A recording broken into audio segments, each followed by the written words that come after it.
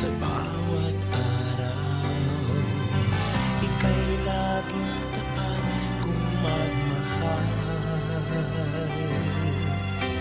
Ang iyong kaawaan ay magpawalang hanggan. Pinupuri, sinasamba kita, dakilang Diyos at Panginoon.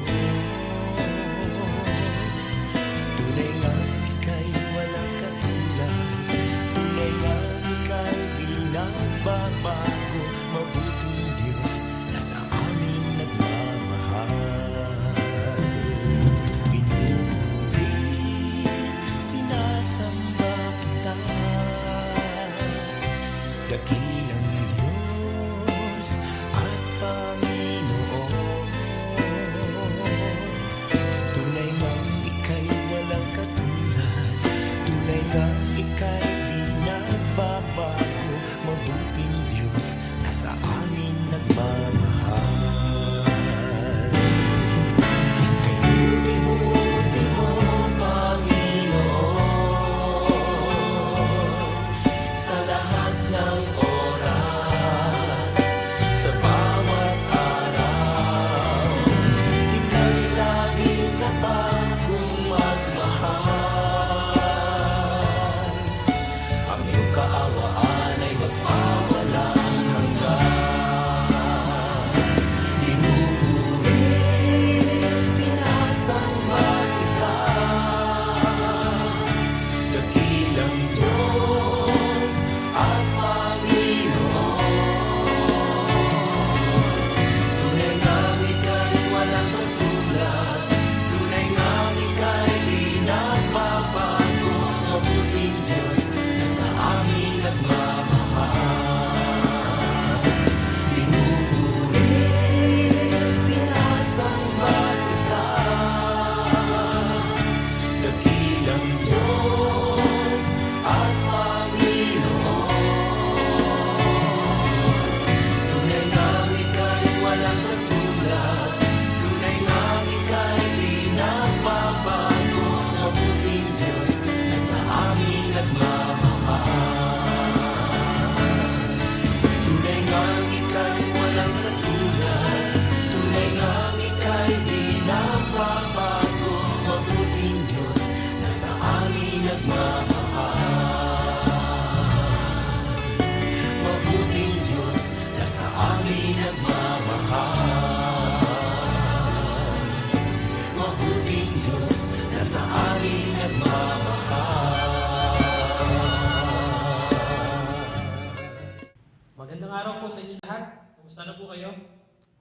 Sa mga nagtatanong po kung kamusta na ako naman po ay mabuti sa biyaya po ng ating pong Panginoon. Ako po ay ilang araw na rin pong nakakulong dito po sa bahay po ni Kuya. Ngunit ganoon pa naman po ay tayo po ay nagpapasalamat sa Panginoon kahit tayo po ay hindi po magkakasama ngayon physically, ay mayroon po tayong pagkakataon kagaya po na ito upang tayo po ay makapagsama-sama at makapag-aral po ng salita po ng ating pong Diyos. And Lord willing, ay matapos na rin po itong COVID-19 upang tayo po ay magkaroon na po ng sama-samang pananambahan dito po sa ating po church. And speaking of COVID-19 po, ang COVID-19 po ay wala pong pinipili. Ano po, maging ang mga sikat na personalidad, kagaya po nila Tom Hanks at ang Prime Minister, ang asawa po ng Prime Minister po ng Canada, ganoon din po yung mga basketball players, mga NBA players, kagaya po nila Rudy Gobert at nila Kevin Durant. Sila po ay positive din po dito sa coronavirus. Hindi lamang po sila, maging ang ating pong local artist na si Christopher De Leon, ang ating pong mayor sa Baliwag, at ganoon din po ang ating pong Senator si Zubiri. Sila po ay positive po dito po sa coronavirus. At kung i-compare naman po natin ito po coronavirus sa fatality rates sa MERS-CoV at saka po sa SARS, ito daw po ay may mababang fatality rates. Ano po? Ngunit ito po ay hindi po natin pwedeng underestimate, hindi po natin ito pwedeng mahinain dahil ito po ay may possibility pa rin na magbigay ng kamatayan. In fact, dito nga po sa isang website po na ito, ang sabi po niya, Sa kasalukuyan po ay mayroon na daw pong 245,916,000 ang kaso po ng coronavirus po sa buong mundo. At ganoon din po, ang mga namatay na daw po sa coronavirus ay humigit na po ng 10,000 people at ang nakarecover naman daw po ay 88,465 na mga tao. So yung 10,048 people po ay napakaraming tao at yan po ay patuloy pa rin nadadagdagan sa kasalukuyan. Kaya naman po ito nga ay hindi po natin pwedeng malitin, ito po ay hindi pwedeng i-underestimate. Kaya po ang gobyerno po natin dito sa Pilipinas ay sumailalim at nagbigay po ng mandatory enhanced community quarantine ang buong Luzon. At dahil nga po ang buong Luzon ay nasa ilalim po ng enhanced community quarantine, ay tayo po ay no mass transportation, kailangan din po ng social distancing at ganoon din po ay may stay at home policy. Mahigpit po yan na pinag-uutos po sa atin ng ating government. Ano po? Kaya lamang po, may mga matitigas po ang ulo, kaya ang sabi po ng St. Peter ay kung hindi ka mananatili sa iyong bahay, ay baka sa punerarya ka dediretso. Ano po? So kailangan po natin mag-ingat, kailangan po natin makikipag-cooperate po sa ating government para po matapos na po agad itong COVID-19. At marami na naman pong sumunod. Marami din naman pong sumunod po dito sa ating pong panukala ng gobyerno. At ang ilan nga po sa ating pong kababayan, ang ating pong mga kapatid, ay nag-stay po sa kanilang pong mga tahanan. At ang ilan nga po sa kanila, dahil hindi siguro sanay na nag-stay sa kanilang bahay, ay kung ano-ano ginagawa para maiwasan po yung pagkainip. May nakita po akong picture sa Facebook. Ang lalaki po na ito ay para maiwasan po at matalo ang kanyang kainipan ay binibilang niyo po ang butas dito sa Skyflex. Ano po? At ganoon din po, ito pong babae na ito, may nakita din po ako dito na nag-post po na tinatanggal po niya yung labels ng mga dilata para may surprise element daw po sa kanila pong mga ulam. Yung iba naman po ay gumawa po ng ruleta kung ano po ang iuulam nila every day. At ganoon din naman po, dahil bawal tayong mamasyal sa labas, ay maaari daw tayong magpasyal sa loob po ng ating pong mga tahanan.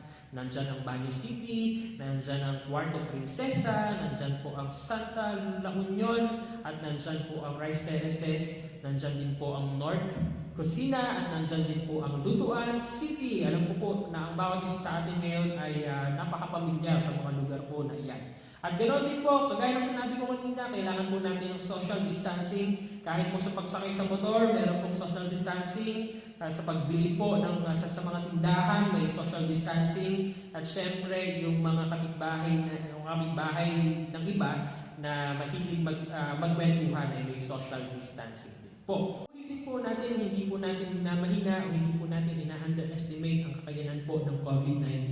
Pero hindi rin naman po tayo natatakot dahil tayo po ay may Diyos na ating kasama sa ating pong buhay. Ngayon po ang umaga, ang ating pong pag-uusapan ay growing deeper in the midst of crisis. Naniniwala po tayo na bagaman ganito po ang kinahaharap na krisis ng ating bansa, ng ating pong mga buhay, ay mayroon po tayong paraan, mayroon po tayong dahilan upang patuloy po tayong lumalim sa ating pong pananampalataya sa Panginoon.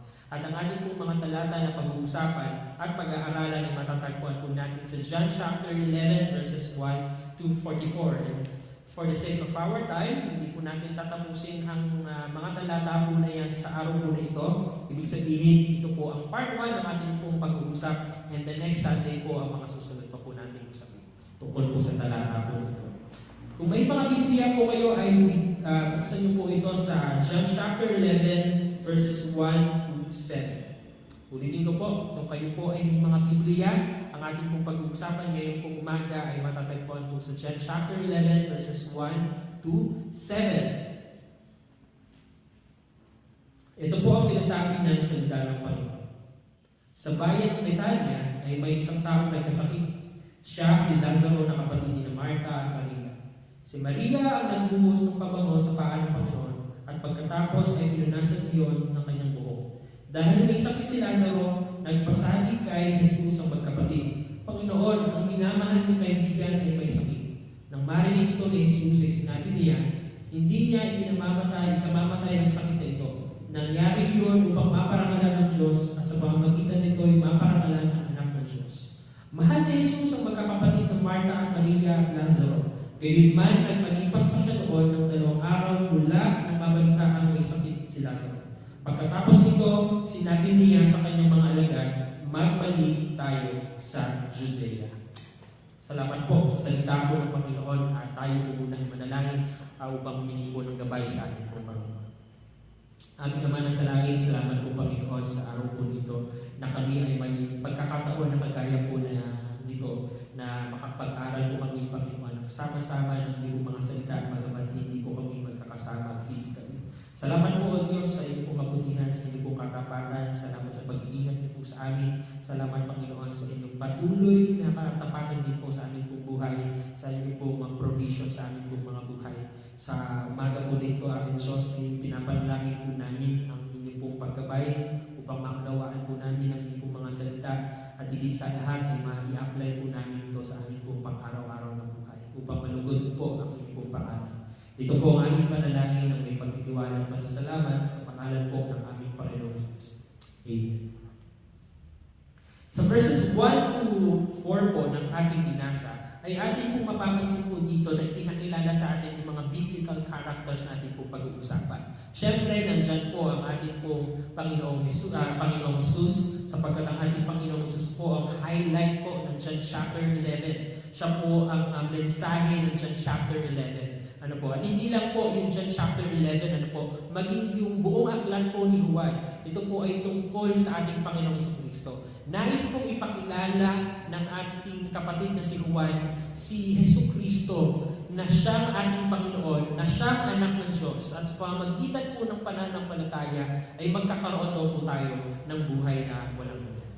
Yan po ang layunin kung bakit isinulat ni Juan ang aklat na ating pong pinag-aaralan. Ito po yung sinabi niya po sa chapter 20 verses 30 to 31. Marami pang mga himalang ginawa si Jesus na nasaksihan ng mga alagad na hindi nakasulat sa aklat na ito. Ngunit ang mga nakasulat dito ay isinulat upang kayo'y sumampalataya na si Jesus ang Kristo, ang anak ng Diyos.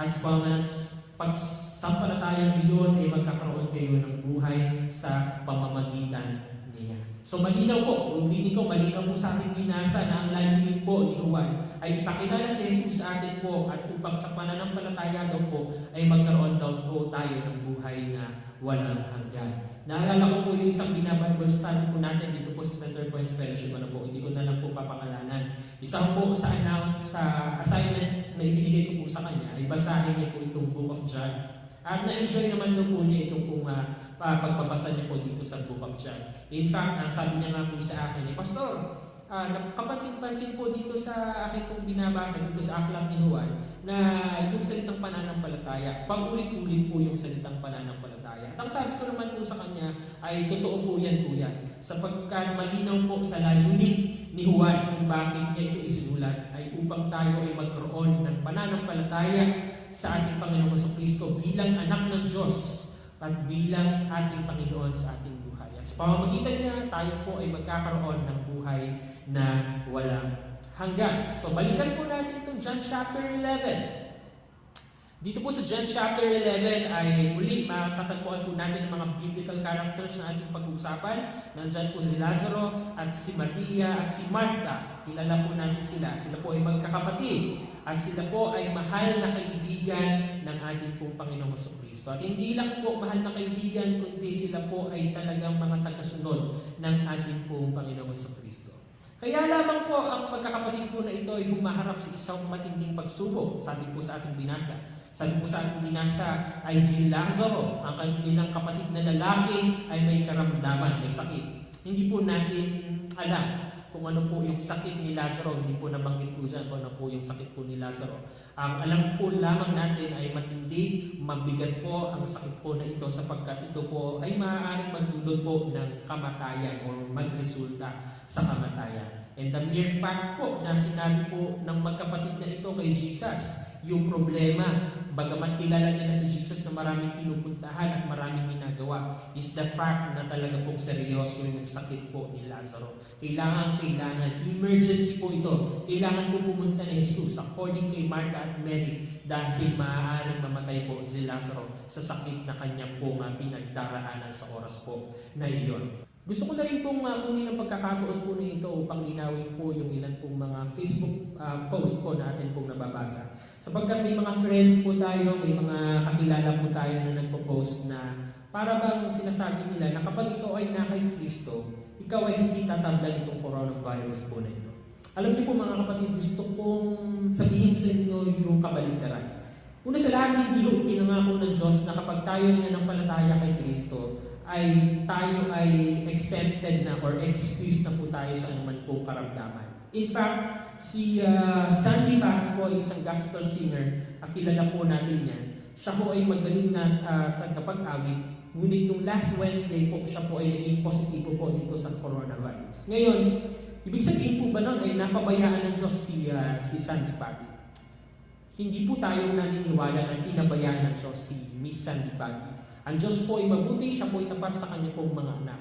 Alam niyo po, tayo mga Kristiyano ay prone sa anuman pong karamdaman at prone po tayo magkaroon po ng coronavirus. Kaya nga po ay pinag-iingat po natin ang bawat isa sa atin at gusto po natin makipag-cooperate sa sinasabi po ng ating pong government. Sapagkat ang church, tayo po ay hindi po part ng problema ng government, tayo po ay part ng solution na ginagawa po ng government para po mapagtagumpayan po natin itong coronavirus. Ulitin ko po, hindi porket ikaw ay nananampalataya kay Jesus, ikaw ay hindi natatablan ng anuman pong sakit. In fact, ikaw ay maaaring dumaan sa anuman sakit, pero ang kagandahan niya, ikaw at ako ay may Diyos. At ang sabi ho ng Diyos sa atin, tayo ay magpasalamat sa anuman pong bagay at anuman pong kalooban ng Diyos sa ating pong buhay. Sapagkat ito po ay mabuti sa Kanya pong harapan.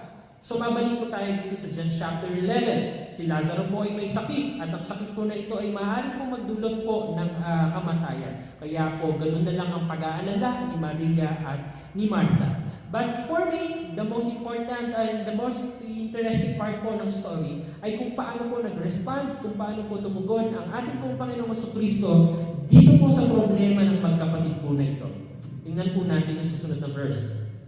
Mahal ni Jesus ang magkakapatid na Martha, Mary, and Lazaro. Mahal po ni Jesus ang mga magkakapatid na ito hindi lang bilang mga kaibigan. Ano po? Gusto kong ipaliwanag po sa inyo yung salitang mahal. Yung salitang mahal po dyan, ang original na lingwahe po dyan, ang original na salita na ginamit po dyan, ay pagmamahal ng Diyos para sa kanyang mga anak. So ang ibig sabihin po ng talata na yan, ay hindi lang mahal ni Jesus ang tatlo na ito bilang mga kaibigan, kundi mahal po ng Panginoong Jesus ang tatlo na magkakapatid bilang kanya pong mga anak. Divine love. Yan po ang pag-ibig na taglay po o hinihahandog ng ating Panginoong Kristo sa magkakapatid po na ito.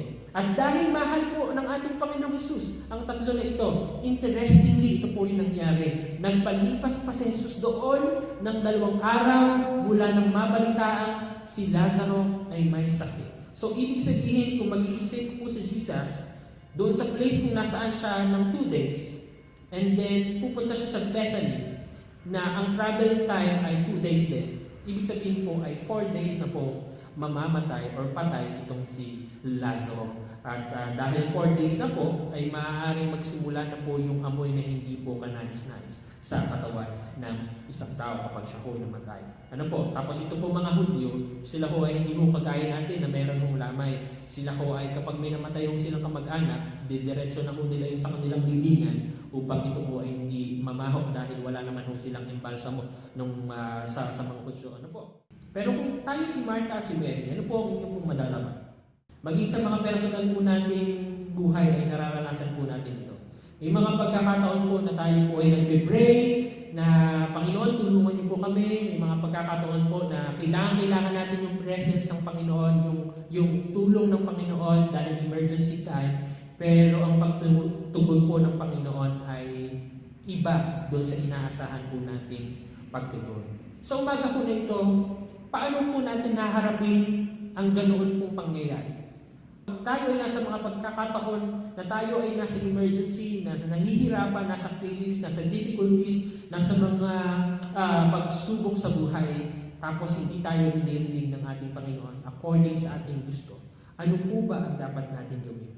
Una, alalahanin po natin na tayo ay may Diyos na may perpektong karunungan.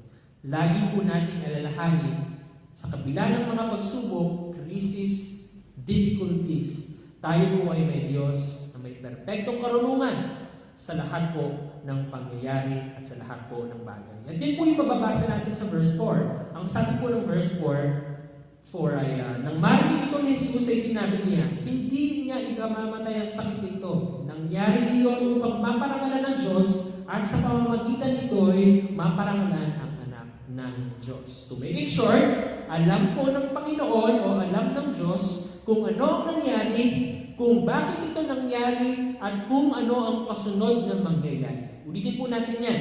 Sa lahat po ng bagay, alam po ng Diyos, alam po ng ating Panginoon kung ano ang nangyari, bakit ito nangyari, at kung ano ang kasunod na mangyayari. Alam niyo po, ito po ay isa po sa pinakamabigat at pinakamagandang katotohanan na itinuturo po ng salita ng Diyos tungkol sa Diyos na ating pong pinananampalatayaan, tungkol po sa Diyos na ating pong pinapupurihan. Sabi po dito, ang Diyos ay may perpektong karunungan, siya po ay may walang hanggang karunungan, at siya din po ay may walang kapantay na karunungan. Ulitin ko po, ang Diyos na ating pong sinasamba at pinapupurihan, siya po ang Diyos na may perpektong karunungan.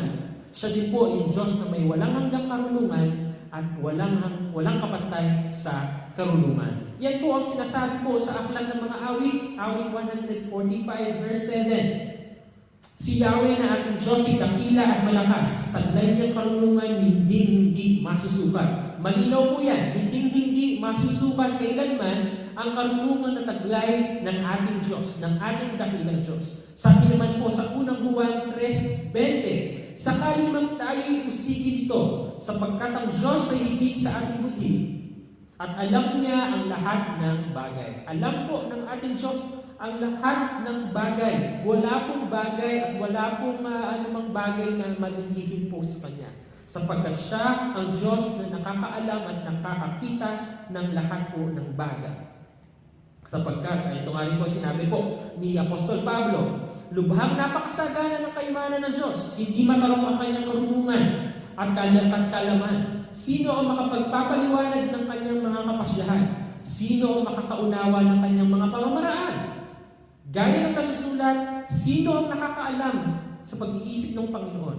Sino ang maaaring maging tagapayo niya? Sino ang makapagbibigay ng anuman sa kanya na dapat niyang bayaran? Alam niyo po kung anong kasagutan? Walang sinuman. Walang sinuman. Walang sinuman ang makakaabot, walang sinuman ang makakatarong ng karunungan na taglay ng ating Panginoon. Walang sinuman ang kayang makapagpapaliwanag ng kanyang mga kapasyahan at walang sinuman ang kayang makaunawa ng kanyang mga paraan, ng kanyang mga pamamaraan. Mga kapatid, ang totoo, dumarating din sa buhay natin, sa point ng buhay natin na parang pinapangunahan po natin yung Diyos. Na parang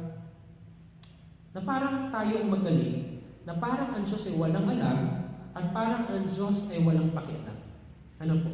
May mga prayers po tayo narinig na parang inuutusan natin ng Diyos na parang ito dapat yung bagay na dapat and steps na dapat gawin ng ating Diyos. Na parang nakalimutan natin kung sino itong Diyos na ating nakakausap. Malinaw po sa ating nabasa na ang kanyang karunungan at kaalaman ay wala pong kapantay. Ang kanyang pong karunungan at kaalaman ay hindi kailanman masusukat. Ang kanyang pong pamamaraan ay hindi po kaya maunawaan ng isang ordinaryong tao lamang. Alam niyo po ang paalala po sa atin ng ating Diyos sa Isaiah 55 verses 8 to 9. Ang sabi ni Yahweh, ang aking kaisipan ay hindi niyo kaisipan. Ang inyong kaparaanan ay hindi kong kaparaanan. Kung paano ang langit ay mas mataas kaysa sa lupa, ang aking kaparaanan ay hindi kaysa inyong kaparaanan. At ang aking kaisipan ay hindi maaabot ng inyong kaisipan. Sabi po dyan, kung gaano daw po kalayo ang langit at kung gaano daw po kababa ang lupa, ay ganun po ang layo at diferensya ng kaisipan, karunungan at kaalaman ng Diyos at ng tao. Kaya nga po, sino tayo? Sino tayo upang payuhan ng Diyos? Sino tayo para utusan ang Diyos? Sabi ko ng mga awit, alam po ng Diyos ang bilang ng mga bituin at ang mga pangalan po nito. Alam din po ng Diyos ang bilang ng ating mga buhok. Alam din po ng Diyos kung hanggang kailan lang po ang ating pong buhay sa mundo po na ito. Alam din po ng Diyos according sa awit ang laman ng ating pong puso at nakakaalam po ng lahat po ng ating pong mga ginagawa. Ang Diyos din po ang nakakabatid ang laman ng ating pong mga puso, ng ating pong mga isipan. At sabi din po sa Hebreo chapter 4 verse 13, walang maitatago po sa harapan ng ating Diyos. Sapagkat lahat po ng bagay at pwedeng malaman ay alam na po ng ating pong Diyos. Mga kapatid, gusto kong ulitin na kapag humaharap po tayo sa iba't ibang pagsubok sa buhay, iba't ibang suliranin na ating pong pwedeng kaharapin, atin pong alalahanin na tayo po ay may Diyos na may perpektong karunungan. Siya po ay may walang hanggang karunungan, siya po ay hindi po nagkakamali, siya po ay hindi nagbabago ng kanyang isip, at siya din po ay yung Diyos na atin pong mapagkakatiwalaan. Sapagkat siya po ang Diyos na may alam kung ano po ang mas mabuti para po sa ating buhay. Pastor, kaya ano naman kung ang Diyos ay may perpektong karunungan? Ano naman ang mapapala ko kung malaman ko yan? Ano naman ang mapapala ko kung paniwalaan ko na ang Diyos ay may perpektong karunungan? Ano ang application niyan sa buhay namin, sa aming mga mananampalataya? Mga kapatid, kung ang Diyos ay may perpektong karunungan, tandaan natin, ito ay nagdudulot at magdudulot po sa atin ng kapayapaan. Ang karunungan po, ang perpektong karunungan ng Diyos ay magdudulot po sa atin ng kapayapaan. Bakit? At sa paanong paraan po? Sapagkat kung ang Diyos ay may perpektong karunungan, walang anuman pong bagay ang nangyayari at mangyayari sa aking personal na buhay, sa aking pong pamilya, sa aking pong pag-aaral, sa aking pong iglesia, dito po sa ating church, at sa ating pong bansa, sa ating pong bayan, na hindi po sakop ng karunungan ng ating Diyos. Lahat po ng bagay at lahat ng nangyayari sa ating pong buhay, sa lahat ng mga tao sa ating buhay, lahat ng bagay na nangyayari sa ating buhay ay sakop po ng karunungan ng Diyos. At kung ito po ay sakop ng karunungan po ng ating Diyos, hindi po tayo dapat magpanik. Hindi po tayo dapat matakot. Hindi po tayo dapat mangamba. Sapagkat tayo ay may Diyos Ama na nasa langit, na nakakaalam po ng lahat ng ating pong mga pangangailangan. Siya po yung Diyos na nakakaalam kung ano yung mas mabuti para po sa ating pong mga buhay. Alam niyo po, sa halip na tayo ay magpanik, sa halip na tayo ay mag-worry, sa halip na tayo po ay ma-depress, sa halip na tayo po ay ma-feel ng mga anxieties ng buhay po dahil sa mga pagsubok na ating pong kinakaharapan, alam niyo po, tayo po ay mag-pray. Dahil po sa ating pong mga pananalangin, may ipinangako po ang Diyos sa atin. Sabi po sa Filipos chapter 4 verses 6 to 7, huwag kayong mabalisa tungkol sa anumang bagay. Sa halip, hingin ninyo sa Diyos ang lahat ng inyong kailangan sa pamamagitan ng panalangin may pasasalamat. At ang kapayapaan ng Diyos na hindi kayang maunawaan ng tao ang siyang mag-iingat sa inyong puso at pag-iisip dahil sa inyong pakikipag-isa kay Kristo Jesus na ating Diyos. So malinaw po sa atin kung binasa na mayroong kapayapaan na ipinapangako at ibinibigay ang Diyos sa mga tao na sa Kanya ay magtitiwala, sa mga tao at sa Kanyang mga anak na ang lahat ng alalahanin ay ibibigay sa Kanya. Ito pong kapayapaan na ito hindi po mauunawaan at nauunawaan ng mga taong walang takot sa ating Diyos. Alam ko po na nararanasan niyo po na at narinig din niyo na narinig na sinasabi ho ng mundo sa atin na parang mga baliw tayo, na parang wala tayo sa tamang pag-iisip dahil kahit tayo po ay may mga pagsubok ay nakakangiti pa rin. Tayo po ay parang masaya pa rin. Hindi lamang po kasi talaga po nila nauunawaan na ang totoong kapayapaan ay hindi absence of problems. Ang totoong kapayapaan po ay yung presence ni Jesus sa ating pong buhay. Dahil tayo po ay nakipag-isa sa Kanya, mayroon pong kapayapaan. Kapayapaan una sa pagharap natin sa Diyos balang araw. dahil tayo po ay tinubos ng ating Panginoong Jesus. Kapayapaan sa pagharap sa iba't ibang pagsubok ng ating pong buhay. May kapayapaan po mga kapatid na ibinibigay ng Diyos sa mga nagtitiwala at mga nananampalataya po sa Kanya. At ito po ang napakagandang response natin sa kabila po ng mga pagsubok sa buhay. Tayo po ay magtiyaga sa pananalangin. Mga kapatid, isa ko sa observation ko, kaya ang puso ng isang tao ay nababagabag, nagugulumihanan, at mas naaalala ay dahil nagkukulang tayo sa pananalangin. Ang sikreto ko sa buhay na matagumpay sa iba't ibang pagsubok sa buhay ay buhay na matyaga na nagpe-pray. So mga kapatid ko sa Center Point Fellowship at marahil may mga nakikinig din po sa atin na hindi po pa natin nakakasama dito sa Center Point Fellowship. Gusto kong sabihin sa inyo na patuloy po tayong magbigay pahalaga dito po sa pananalangin. Napakahalaga po ng pananalangin. Ang ilan po sa atin ay nagsasabi na kaya hindi po sila makapag-pray dahil pagod na sila sa work, at sila po ay wala ng time. At kapag sila naman po ay nagka-time personal, ay sila po ay nakakatulog na dahil nga po sila ay pagod. Mga kapatid, tayo po ay nasa enhanced community quarantine. I-grab po natin yung opportunidad na makapagbabasa tayo ng Bible. I-grab po natin yung opportunidad na tayo po ay makakapag-pray ng mas matagal na oras. Mag-pray po tayo patuloy. Ipag-pray po natin ang ating bansa. Ipag-pray po natin ang ating lalawigan. Ipag-pray po natin ang ating mga health workers, ang ating pong mga frontliners na nawa sila po patuloy na ingatan ng ating Diyos, bigyan ng maayos na kalusugan upang patuloy po na makatulong sa paglaban po dito sa COVID-19, upang patuloy na mapabilis ang pagpapatagumpay po natin dito po sa COVID-19. Ipag-pray din po natin ang ating pong mga pamilya. Ang ilan po sa atin ay malayo sa kanilang pong mga pamilya. Ang ilan din naman po sa atin ay kasama ngayon ang inyong pong mga pamilya. I-grab po natin mga oportunidad po na ito na tayo po ay magtiyaga sa pananalangin. At alam niyo po, sabi nga po sa talata na ating binasa, may kapayapaan na ibinibigay ang Diyos sa mga mananampalataya at magtitiwala po sa Kanya. Mga kapatid, kung ang Diyos ay may perpektong karunungan, sakop ng Kanyang karunungan lahat ng bagay, at ito po ay magdudulot sa atin po ng kapayapaan.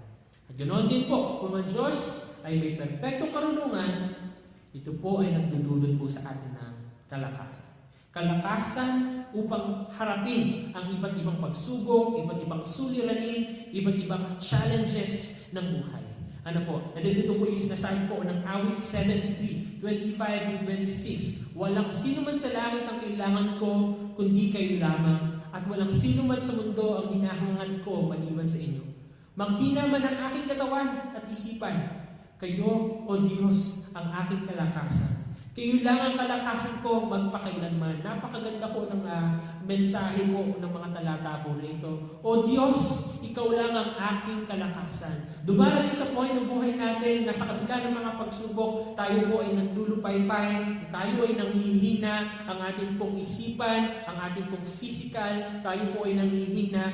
Pero as long as we are in the Lord, at kasama natin si Kristo sa ating buhay, tayo po ay patuloy na magkakaroon ng kalakasan. Ang Diyos po ang ating kalakasan sa kabila po ng krisis na kinakaharap po natin ngayon.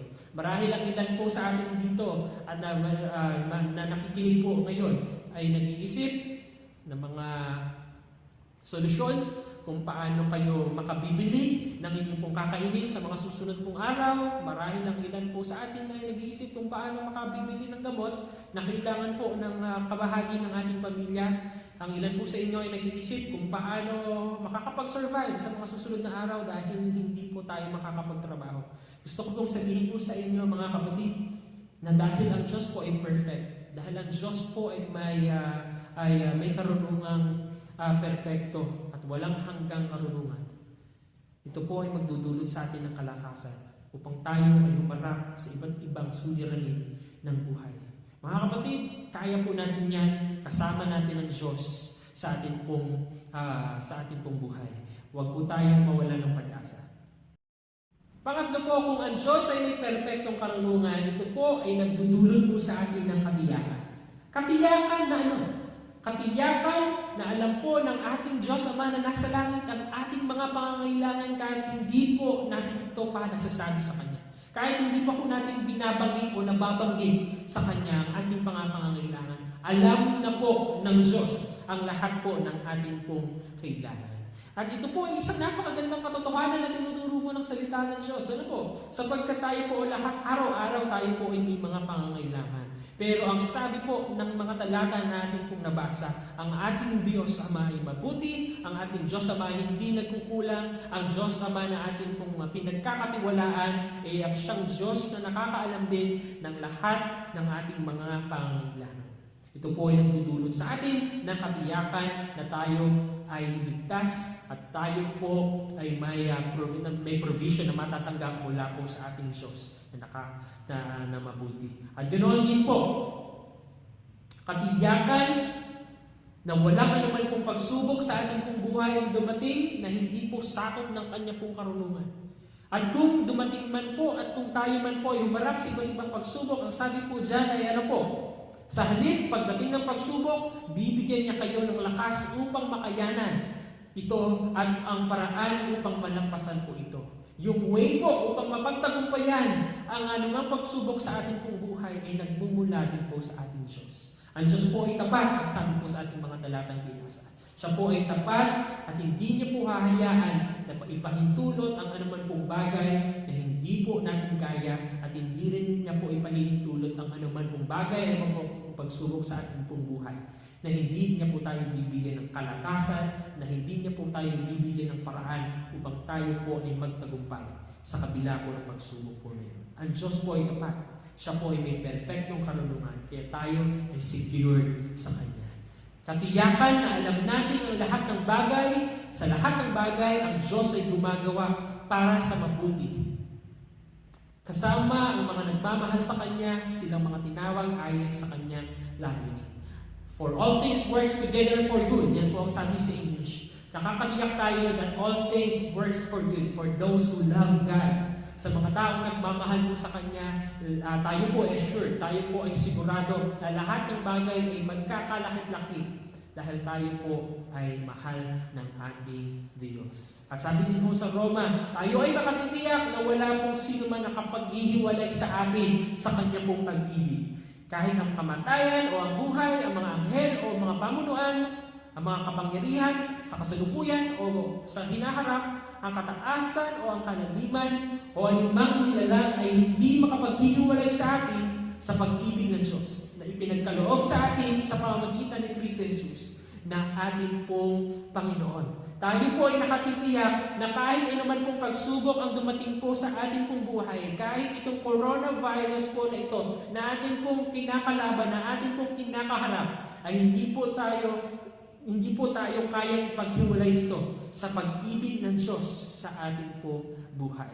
Tayo po ay secured, mga kapatid, sa ating pong Diyos. Sa perpektong karunungan po ng ating Panginoon, ito po ay patuloy at magdudulot sa mga buhay po natin ng katiyakan na tayo po ay secured sa presensya at kaalaman ng ating pong Panginoon.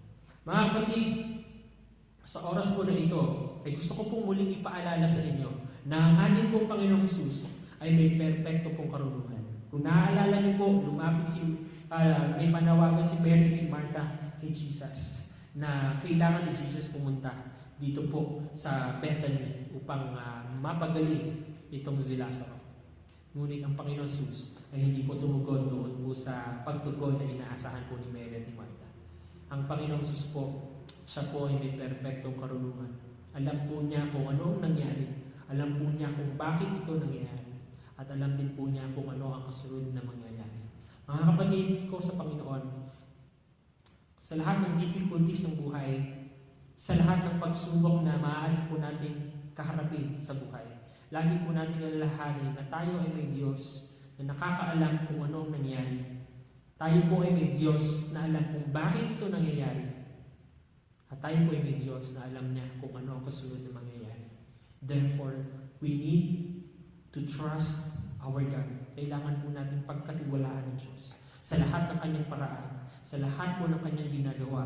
Kailangan po natin pagkatiwalaan ng Diyos. Marahil ang ilan po sa atin ngayon ay nag-iisip nga kung ano ang kasunod na mangyayari sa ating pong buhay dahil sa nangyari po ng COVID-19.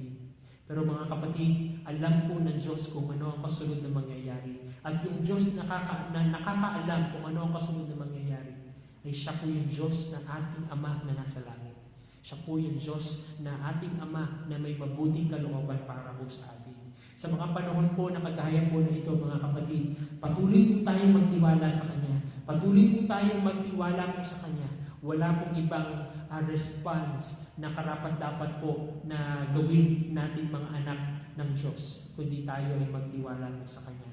Iwasan lang po natin magtiwala sa ating pong sariling karunungan lamang, sapagkat ang totoo po niyan ay maraming beses na tayong nagtiwala sa ating sariling karunungan. Pero saan po ba tayo dinala ng ating sariling karunungan? Tayo po ay dinala nito sa kapahamakan. Mga kapatid ko sa Panginoon, dito po sa Center Point Fellowship, ang Diyos po ang nakakaalam kung ano ang nangyari, kung bakit ito nangyayari, at kung ano ang kasunod na mangyayari. Nawa po ay napagpala po tayo ng salita po ng ating Diyos, at nawa ay ito po ay mai-apply po natin sa ating pong buhay, na tayo ay may Diyos na may perpektong karunungan sa lahat ng bagay at sa lahat po ng pangyayari. Bago po tayo manalangin o bago po tayo magtapos, ay mayroon po akong isang awit na gusto pong ibahagi sa inyo. Ito po ay dinaunod ko po. Ito po ay isang awitin, isang Tagalog na awitin na inawit po ni Jonalyn Viray. Ito po ay may magandang mensahe sa atin sa panahon po na ating pong pinagdaraanan, pagsubok natin pong pinagdaraanan. Lagi po natin tandaan na siya ay Diyos. Siya ay Diyos. At hindi po siya nagkakamali. Ating pong pakinggan at ating pong panoodin po ang video po nito.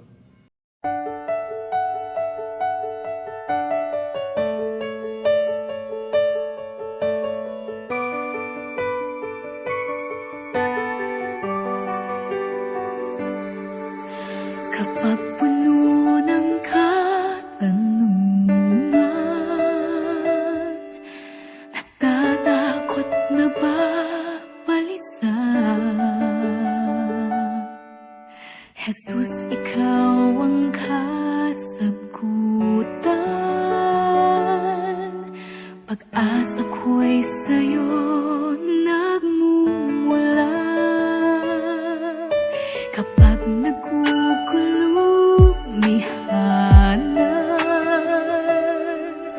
nababalot ng panghihina, sa iyo magtitiwala. Habang buhay maniniwalang ikaw ay Diyos sa lahat ng sandali. Sa bawat pangyayari, hindi nagkakamali. Ikaw ay Diyos na buhay na muli. At sa puso ko'y lagi mananatili.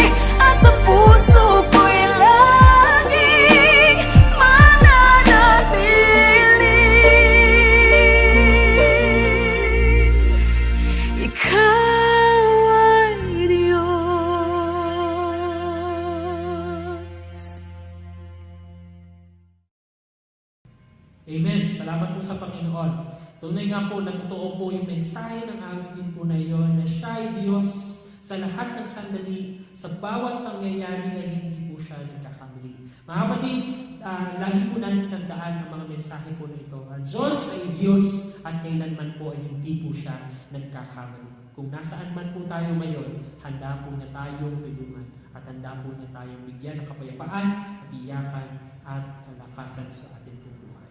Tayo po ay manalangin. Aming Ama nasa langit, salamat po muli Panginoon sa aming pong pag-aaral po na ito ng inyong pong mga salita. Ang aming pong panalangin ay kung luluobin niyo po o Diyos na matapos na po itong COVID-19 ay kayo po Panginoon ang maluwalhati.